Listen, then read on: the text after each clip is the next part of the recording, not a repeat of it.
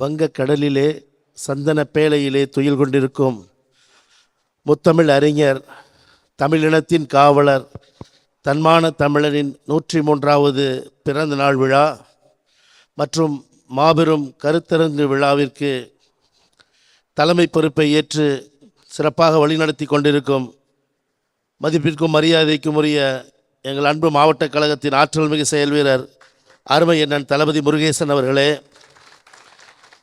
வரவேற்பு உரையேற்றி நமக்கெல்லாம் ஒரு பாடத்தையே நடத்தி முடித்திருக்கும் சூலூர் தெற்கு ஒன்றிய கழகத்தின் ஆற்றல் மிகு செயல் வீரர் அருமை அண்ணன் மன்னவன் அவர்களே, தொடக்க உரையிலே உங்களை எல்லாம் கதிகலங்க செய்து திராவிடம் என்றால் என்ன, தமிழ் என்றால் என்ன நமக்கு ஒரு பாடம் நடத்தி முடித்து வைத்திருக்கும் கோவை தெற்கு மாவட்ட கழகத்தின் சுற்றுச்சூழல் அணி அமைப்பாளர், மதிப்பிற்கும் மரியாதைக்கும் உரிய அருமை நண்பர் விஜயகுமார் அண்ணன் அவர்களே, நமக்காக கருத்துரையை கொடுக்க வந்திருக்கும் மாநில கல்வியாளர் அணி தலைவர், மதிப்பிற்கும் மரியாதைக்கும் உரிய ஐயா கௌதமம் ஐயா அவர்களே, கோவை தெற்கு மாவட்டத்தின் சார்பணி தலைமை செயற்குழு உறுப்பினர் அருமை சகோதரர் சுரேஷ்குமார் அவர்களே, பொதுக்குழு உறுப்பினர் ரகு துரைராஜ் அவர்களே, சூலூர் பேரூராட்சி தலைவர், மதிப்பிற்கும் மரியாதைக்கும் உரிய அக்கா தேவி மன்னவன் அவர்களே, துணைத் தலைவர் கணேஷ் அவர்களே, முன்னாள் மாவட்ட பொறுப்புக்குழு உறுப்பினர் அருமை அண்ணன் ஜெகநாதன் அவர்களே, மாவட்ட வர்த்தகணியின் துணை அமைப்பாளர் செல்வராஜன் அவர்களே, மாணவரணி பிரபு அவர்களே, இருகூர் உதய பூபதி அவர்களே, ராஜு அவர்களே, சதாசிவம் அவர்களே,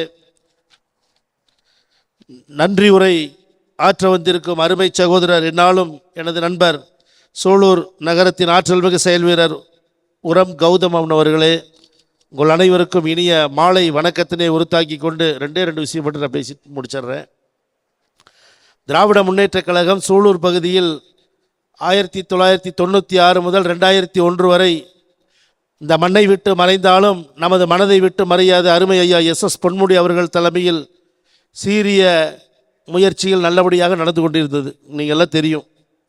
அதற்கு அடுத்தபடியாக கடந்த 5 ஆண்டுகளாக ஆற்றல் மிகு மாவட்ட கழக செயலாளராக அண்ணன் தளபதி முருகேசன் அவர்கள் பொறுப்பை ஏற்றவுடன் சுமார் இந்த கருமத்தப்பட்டி ரோட்டில் பார்த்தீங்கன்னா எல்லாருமே தலையை உயர்ந்து பார்க்குற அளவுக்கு ஒரு அழகான 108 அடி உயரத்தில் ஒரு கொடிமரமும், தமிழகத்தில் எங்குமே இல்லாத அளவுக்கு ஒரு பொற்சிலை கலைஞருடைய பொற்சிலையும் அமைத்து நமக்கெல்லாம் ஒரு ஆணியாக இருந்தவர் அருமை அண்ணன் தளபதி முருகேசன் அவர்கள். நான் வெற்றி பெற்றேன் என்று எல்லாம் சொல்லிட்டு இருந்தீங்க.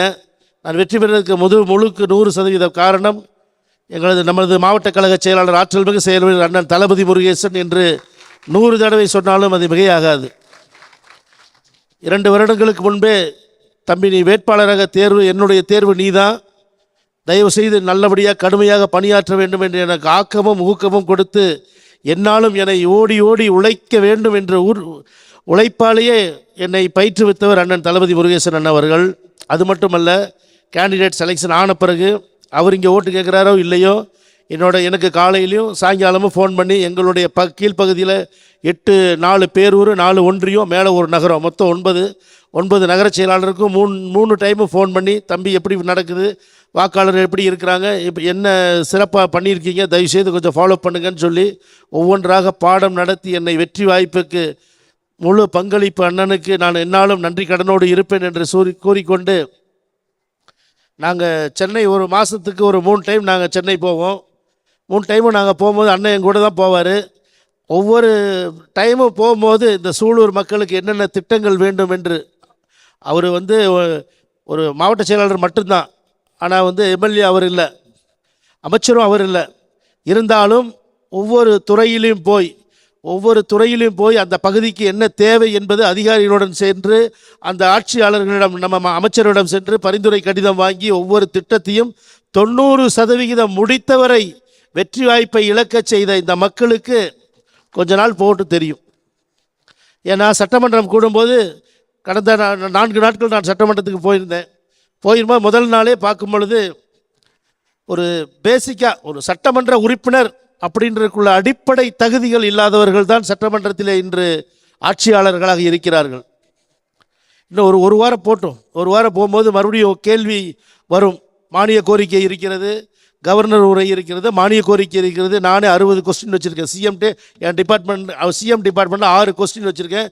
ஒவ்வொரு துறையிலையும் வச்சுருக்கேன். நேரடியாக அவர்கள் பதில் சொல்ல தெம்பு திராணி இல்லாதவர்கள் தான் இன்று ஆட்சியாளர்கள் அளிக்கிறார்கள்.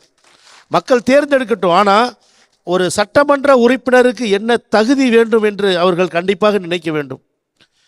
நான் சென்னையில் போயிட்டு 8 நாள் தங்க வேண்டியதாகிடுச்சு.